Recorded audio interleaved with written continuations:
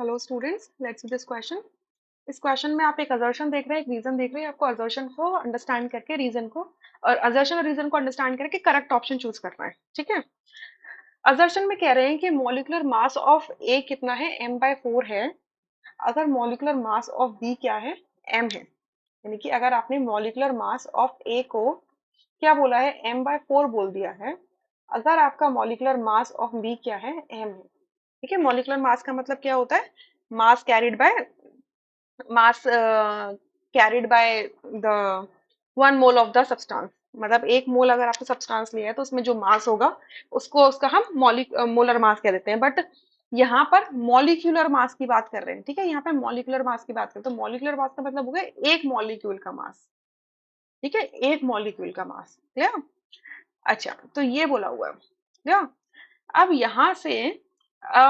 यहाँ से आप क्या देख सकते हो कि आप एम जो है, एम की M M B is equals to M है या फिर M is equals to M B है। सो आप क्या बोल सकते हो कि M A is equals to M B upon 4। आप ऐसे कह सकते हो। ठीक है। अच्छा, तो ये क्या हो गया, इन दोनों के बीच में एक रिलेशनशिप स्टैब्लिश हो गया। ठीक है। सो ये क्या है, आपका ट्रू स्टेटमेंट है। क्लियर। अच्छा, अब अगर मुझे वेपर डेंसिटी निकालनी है, VD vapour density, vapour density क्या होती है, मॉलिक्यूलर मास डिवाइडेड बाय 2 होती है। ठीक है। तो अगर मैं वेपर डेंसिटी के टर्म्स में लिखूं तो मैं मोलर मास को या मॉलिक्यूलर मास को क्या लिख सकती हूँ, vapour density of A multiply 2। Similarly यहां पर क्या लिख सकती हूँ, vapour density of B multiplied by 2। ठीक है। 2 से क्या हो जाएगा, 2 कैंसिल हो जाएगा।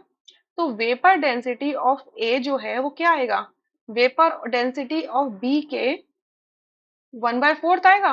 बट यहाँ रीजन में क्या लिखा है, vapour density of A is 4 times that of B. 4 times नहीं आ रहा, 1/4 टाइम्स आ रहा है। So it is false statement, reason is false. तो आपका असर्शन ट्रू है, रीजन फॉल्स है, तो आपका थर्ड ऑप्शन करेक्ट हो जाता है। बाकी सारे ऑप्शंस क्या हो जाते हैं, इनकरेक्ट हो जाते हैं। I hope you understood this question. Thank you.